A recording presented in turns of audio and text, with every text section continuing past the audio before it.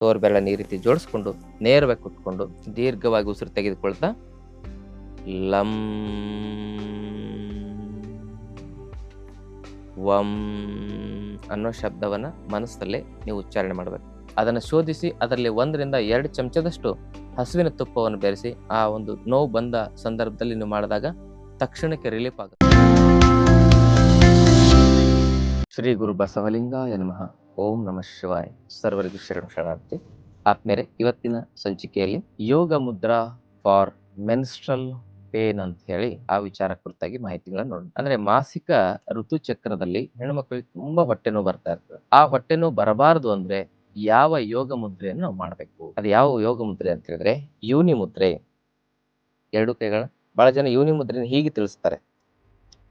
ಇದಕ್ಕಿಂತ ಎಫೆಕ್ಟಿವ್ ಅಂದ್ರೆ ಹೀಗೆ ಮಾಡೋದು ನೋಡಿ. ಇದು ಫೆಲೋಪಿಯನ್ ಟ್ಯೂಬ್, ಇದೆಲ್ಲ ಫೆಲೋಪಿಯನ್ ಟ್ಯೂಬ್, ಇದು ಓವೆರಿ, ಇದು ಗರ್ಭಕೋಶ ಮತ್ತು ಇದು ಯೋನಿ ಭಾಗದ ಒಂದು ಸಂಕೇತವನ್ನು ನಮಗೆ ತಿಳಿಸ್ಕೊಡ್ತದೆ. ಹೀಗೆ ಎಕ್ಸಾಕ್ಟ್ ಆಗಿ ಹೀಗೆ 2 ಕೈಗಳನ್ನ ಈ ರೀತಿ ಹೆಬ್ಬೆರಳನ್ನು ಜೋಡಿಸಿ ತೋರ್ಬೆರಳನ್ನು ಈ ರೀತಿ ಜೋಡಿಸ್ಕೊಂಡು ನೇರವಾಗಿ ಕುತ್ಕೊಂಡು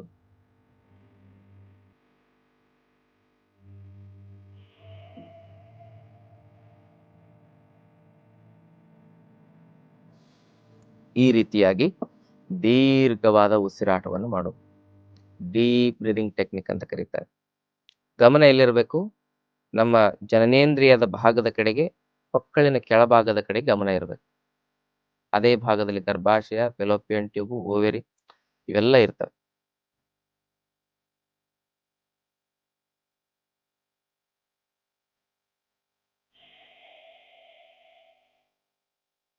ದೀರ್ಘವಾಗಿ ಉಸಿರು ತೆಗೆದುಕೊಳ್ತಾ ಲಂ ವಂ ಅನ್ನೋ ಶಬ್ದವನ್ನ ಮನಸ್ಸಲ್ಲೇ ನೀವು ಉಚ್ಚಾರಣೆ ಮಾಡ್ಬೇಕು. ಲಂ ಅಂದ್ರೆ ಮೂಲಾಧಾರ ಚಕ್ರ, ವಂ ಅಂದ್ರೆ ಸ್ವಾದಿಷ್ಠಾನ ಚಕ್ರ. ಇವೆರಡು ಆಕ್ಟಿವೇಟ್ ಆಗ್ತದೆ. ಹೀಗೆ ಲಂ ವಂ ಈ ಮಂತ್ರ ಹೇಳ್ಬೋದು. ಈ ಮಂತ್ರ ಹೇಳ್ತಾ ನೀವು ದೀರ್ಘವಾದ ಉಸಿರಾಟವನ್ನು ಮಾಡ್ತಾ ಹೋಗ್ಬೇಕು. ಮನಸ್ಸಿನಲ್ಲಿ ಮಂತ್ರ ಹಾಗೂ ಮುದ್ರೆ ಜೊತೆಗೆ ದೀರ್ಘವಾದ ಶ್ವಾಸ ಪ್ರಶ್ವಾಸ ಈ 3 ಸೇರಿದಾಗ ಅದು ಪರಿಪೂರ್ಣವಾದ ಪ್ರಾಣಾಯಾಮ ಆಗುತ್ತೆ. ಈ ಪ್ರಾಣಾಯಾಮದಿಂದಾಗಿ ನಿಮ್ಮ ಮೆನ್ಸ್ಟ್ರಲ್ ಸಂದರ್ಭದಲ್ಲಿ ಕಡಿಮೆ ಬ್ಲೀಡಿಂಗ್ ಆಗೋದು ಅಥವಾ ಓವರ್ ಬ್ಲೀಡಿಂಗ್ ಆಗೋದು, ಕ್ಲಾಟ್ ಆಗೋದು, ಹೊಟ್ಟೆ ನೋವು ಬರೋದು ಇವೆಲ್ಲ ಕಮ್ಮಿ ಆಗ್ತಾ ಬರ್ತವೆ. ದೀರ್ಘವಾದ ಉಸಿರಾಟದೊಂದಿಗೆ ಒಳಗಡೆ ಮನಸ್ಸಿನಲ್ಲಿ ಮಂತ್ರ, ಕೈಯಲ್ಲಿ ಮುದ್ರೆಯನ್ನು ಮಾಡಿಕೊಂಡು ಇದನ್ನ ಪ್ರತಿನಿತ್ಯ ನೀವು ಒಂದು 10-15 ನಿಮಿಷ ಅಭ್ಯಾಸ ಮಾಡಿ. ಮೆನ್ಸ್ಟ್ರೇಷನ್ ಸಮಯದಲ್ಲಿ ಮಾತ್ರ ಇದನ್ನ ಅಭ್ಯಾಸ ಮಾಡೋದಲ್ಲ, ನಿರಂತರವಾಗಿ ಇದನ್ನ ಅಭ್ಯಾಸ ಮಾಡ್ತಾ ಹೋಗಿ. ಅದರ ಜೊತೆಗೆ ಅನುಲೋಮ ವಿಲೋಮ ಪ್ರಾಣಾಯಾಮ, ಭ್ರಾಮರಿ ಪ್ರಾಣಾಯಾಮ ಇವನ್ನೆಲ್ಲವೂ ಕಪಾಲಭಾತಿ ಪ್ರಾಣಾಯಾಮ ನಿರಂತರ ಮಾಡಬೇಕು. ಮತ್ತೆ ಮೆನ್ಸ್ಟ್ರಲ್ ಸಂದರ್ಭದಲ್ಲಿ ಆ ಕಪಾಲಭಾತಿ ಎಲ್ಲ ಮಾಡ್ಲಿಕ್ಕಾಗಲ್ಲ. ಭ್ರಾಮರಿ ಮತ್ತು ಈ ಒಂದು ದೀರ್ಘ ಶ್ವಾಸ ಪ್ರಶ್ವಾಸದ ಧ್ಯಾನದ ಕ್ರಿಯೆಯನ್ನು ನೀವು ಮಾಡೋದ್ರಿಂದ ನಿಮಗೆ ಆ ಪೀರಿಯಡ್ ಸಂದರ್ಭದಲ್ಲಿ ಏನು ನೋವು ಬರ್ತಲ್ಲ ಅದು ಕಂಪ್ಲೀಟ್ ಆಗಿ 1-2 ತಿಂಗಳ ಒಳಗಡೆ ಕಮ್ಮಿ ಆಗುತ್ತೆ. ಅದಕ್ಕಾಗಿ ನೀವು ಕೆಮಿಕಲ್ ಔಷಧಿಗಳನ್ನ ತೆಗೆದುಕೊಂಡ್ರೆ ಗರ್ಭಕೋಶದ ಸಮಸ್ಯೆ ಹೆಚ್ಚಾಗ್ತವೆ. ಯಾಕಂದ್ರೆ ಪೇನ್ ಅಂದ್ರೆ ಅದು ಸಮಸ್ಯೆಯನ್ನ ಸೂಚಿಸ್ತಕ್ಕಂಥ ಒಂದು ಇಂಡಿಕೇಶನ್. ಅದು ಆ ಪೇನ್ ಕಮ್ಮಿ ಮಾಡಬಾರ್ದು. ಆ ಪೇನ್ ಜಾಸ್ತಿ ಬರ್ಲಿಕ್ಕೆ ಕಾರಣ ಏನಿದೆಯಲ್ಲ ಅದನ್ನು ಸರಿಪಡಿಸ್ಕೋಬೇಕು. ಅದನ್ನು ಸರಿಪಡಿಸ್ತಕ್ಕಂಥ ಹಾರ್ಮೋನ್ ಬ್ಯಾಲೆನ್ಸ್ ಮಾಡತಕ್ಕಂಥ, ಗರ್ಭಕೋಶವನ್ನು ಸರಿ ಮಾಡತಕ್ಕಂಥ ಪರಿಹಾರ ಮಾರ್ಗವನ್ನು ನಿಮ್ಗೆ ತಿಳಿಸಿದ್ದೇನೆ. ಆಮೇಲೆ ಸೂಕ್ತ ವಜ್ರಾಸನ ಅಂತ ಬರುತ್ತೆ. ಅದನ್ನ ಆ ಒಂದು ನೋವು ಬಂದ ಸಂದರ್ಭದಲ್ಲಿ ನೀವು ಮಾಡಿದಾಗ ತಕ್ಷಣಕ್ಕೆ ರಿಲೀಫ್ ಆಗುತ್ತೆ. ಸೂಕ್ತ ವಜ್ರಾಸನ. ಮತ್ತೊಂದು ಮನೆಮದ್ದು ಅಂದ್ರೆ 1-2 ಚಮಚ ಜೀರಿಗೆ, ಅರ್ಧ ಚಮಚ ಧನಿಯಾ, 2 ಲೋಟ ನೀರಿನಲ್ಲಿ ಕುದಿಸಿ ಅದು ಕುದ್ದು 1 ಲೋಟಕ್ಕೆ ಇಳಬೇಕು. ಅದನ್ನು ಶೋಧಿಸಿ ಅದರಲ್ಲಿ 1-2 ಚಮಚದಷ್ಟು ಹಸುವಿನ ತುಪ್ಪವನ್ನು ಬೆರೆಸಿ ಬಿಸಿಯಾಗಿ ಅದನ್ನು ಕುಡಿಯೋದ್ರಿಂದ ಕೂಡ ಪೀರಿಯಡ್ಸ್ ಸಂದರ್ಭದಲ್ಲಿ ಬರ್ತಕ್ಕಂಥ ಹೊಟ್ಟೆ ನೋವನ್ನು ಸರಿಪಡಿಸ್ಕೋಬಹುದು. ಮತ್ತೊಂದು ಮನೆಮದ್ದು ಗಜಗ ಅಂತ ಸಿಗುತ್ತೆ. ಗಜಗ ನಾವು ಚಿಕ್ಕ ವಯಸ್ಸಲ್ಲಿ ಅದನ್ನ ಹಿಂಗೆ ತಿಕ್ಕಿ ಬಿಸಿ ಮಾಡಿ ಹಿಂಗೆ ಇಡ್ತಿದ್ವಿ ನೋಡ್ರಿ, ಗಜಗ ಅಂತ ಹೇಳ್ತಾರೆ. ತಿಕ್ಕದಾಗ ತುಂಬಾ ಬಿಸಿ ಆಗ್ತಿತ್ತು. ಅದನ್ನ ಒಡೆದ್ರೆ ಒಳಗಡೆ ಬಿಳಿ ಒಂದು ಬೀಜ ಸಿಗ್ತದೆ. ಆ ಗಜಗದ ಬೀಜ ಮೇಲಿನ ಸಿಪ್ಪೆ ತೆಗೆದು ಒಳಗಿನ ಬಿಳಿ ಒಂದು ಅಂಶವನ್ನ ಚೆನ್ನಾಗಿ ಕುಟ್ಟಿ ಪುಡಿ ಮಾಡಬೇಕು.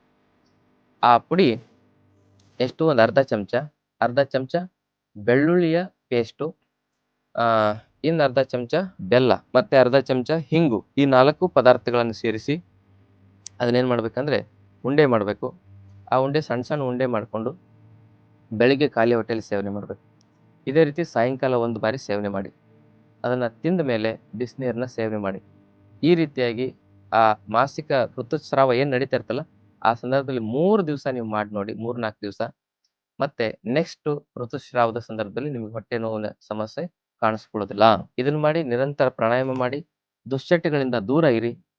ಫಾಸ್ಟ್ ಫುಡ್, ಜಂಕ್ ಫುಡ್ಗಳಿಂದ ದೂರ ಇದ್ರೆ ಮಾತ್ರ ಇಂಥ ಆ ಒಂದು ಮನೆಮದ್ದುಗಳು ಪರಿಣಾಮಕಾರಿಯಾಗಿ ಪರಿಪೂರ್ಣ ಪರಿಹಾರ ಒದಗಿಸ್ತವೆ. ಹಾಗೂ ಚಹಾ, ಕಾಫಿ ಅನ್ನುವ ಕೆಟ್ಟ ಪೇಯವನ್ನು ಕೂಡ ಜೀವನದಲ್ಲಿ ಯಾವತ್ತು ಬಳಸಬೇಡಿ ಅಂತಕ್ಕಂಥ ಮಾತನ್ನು ಹೇಳ್ತಾ, ಈ ಮಾಹಿತಿ ಇಷ್ಟವಾದಲ್ಲಿ ವಿಡಿಯೋನ ಶೇರ್ ಮಾಡಿ, ಜೊತೆಗೆ ನಮ್ಮ ಚಾನಲ್ ಅನ್ನು ಸಬ್ಸ್ಕ್ರೈಬ್ ಮಾಡ್ಕೊಳ್ಳಿ.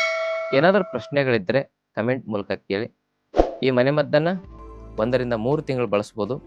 ನಾನೇನದು ಬೆಲ್ಲ, ಇಂಗು, ಬೆಳ್ಳುಳ್ಳಿ ಮತ್ತು ಗಜಗದ ಪುಡಿ ಹೇಳಿದ್ನಲ್ಲ, ಅದನ್ನ ನಿರಂತರವಾಗಿ ಬಳಸಂಗಿಲ್ಲ. ಪೀರಿಯಡ್ಸ್ ಸಂದರ್ಭದಲ್ಲಿ ಮಾತ್ರ ಬಳಸಬೇಕು 5 ದಿನ ಅಂತ ಸೂಚನೆಯನ್ನು ಕೊಡ್ತಾ ತಮ್ಮೆಲ್ಲರಿಗೂ ಶರಣಾರ್ಥಿ. ಇನ್ನಷ್ಟು ಆಯುರ್ವೇದ ಮತ್ತು ಯೋಗ ಚಿಕಿತ್ಸೆ ಟಿಪ್ಸ್ಗಾಗಿ Vaidyashree health tips channel subscribe ಮಾಡಿ, ಹಾಗೆ ಫೇಸ್ಬುಕ್, ಇನ್ಸ್ಟಾಗ್ರಾಂನಲ್ಲಿ ಫಾಲೋ ಮಾಡಿ.